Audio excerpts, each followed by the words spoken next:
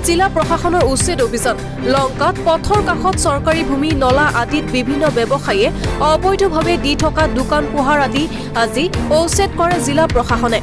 লংকাৰ ১ নং ৰেল গেটৰ উৰণীয়া সেতুৰ পৰা লংকাৰ শ্বিলং ৰোডৰ পঞ্জাৱ নেশ্যনেল বেংকলৈ লংকা নগাঁও সংযোগী পথৰ লংকা চহৰৰ একাংশ পথ আৰু লংকাৰ শ্বিলং ৰোডৰ ভাতৃসংঘৰ সমীপত চলাই প্ৰশাসনে উচ্ছেদ অভিযান। উল্লেখ্য যে লংকা চহৰত নলা ফুটপাথৰ ওপৰত দোকান পোহাৰ খোলাৰ বাবে নলা চাফা কৰাকে ধৰি ফুটপাথত অহা যোৱা কৰিব পৰা নাছিল ৰাইজ। সেয়েহে জিলা আয়ুক্তৰ নিৰ্দেশত লংকা ৰাজচক্ৰ বিষয়া আৰু লংকা পৌৰকৰ্মীৰ উপস্থিত আৰক্ষীৰ সহযোগত জেচিপিৰে চলাই লংকা চহৰত উচ্ছেদ।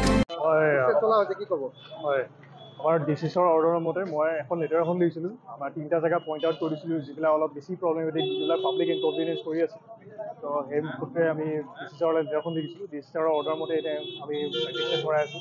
ৰোড ছাইড যিবিলাক প্ৰজেকশ্যন আছে, মানুহৰ এনেকৈ ফুটপাথত ভালকৈ মানুহ যাব নোৱাৰে, ড্ৰেইনছৰ ওপৰত যিবিলাক পাৰ্মানেণ্ট মানে কিবা ষ্ট্ৰাকচাৰ বনোৱা আছে, ড্ৰেইন চাফা কৰিব নোৱাৰে মিউনিচিপালিটিয়ে আমাৰ।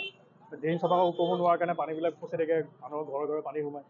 তো সেইকাৰণে আমি আজিৰ দিনৰ কাৰণে আমি 3টা জেগা পাৰ্টিকুলাৰলি স্পেচিফাই কৰি দিছোঁ। ডিচিৰ অৰ্ডাৰটো লিখা আছে তাতে।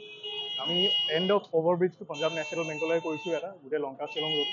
লংকা নগাঁও ৰোডৰ এই নিউলি কনষ্ট্ৰাক্টেড অভাৰব্ৰিজৰ চাইডে যিখিনি আছে তাতে ড্ৰেইন আছে, বহুত পুৰণা ড্ৰেইন।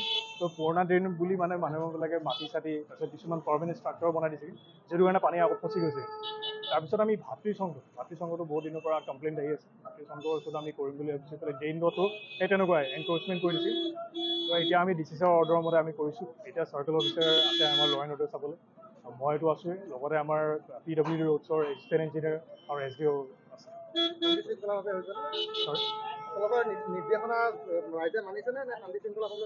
অলপমানটো অবজেকশ্যন হ'বই।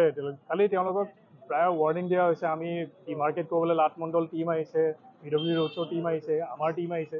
তো তেওঁলোকক বাৰে বাৰে কোৱাৰ পিছতো মই আহি পিনিও বাৰে বাৰে তেওঁলোকক ৱাৰ্ণিং দিছোঁ, কৰি দিয়ক, নহ'লে দিগদাৰ হোৱাৰ পিছতকৈ ৱাৰ্ণিং দিয়াৰ পিছতো যিহেতু নহ'ল, আমি এইটো ষ্ট্ৰিক্ট ষ্টেপ ল'বলগীয়া হৈছে আৰু ডিচিছৰ অৰ্ডাৰৰ মতে আমি কৰিছোঁ।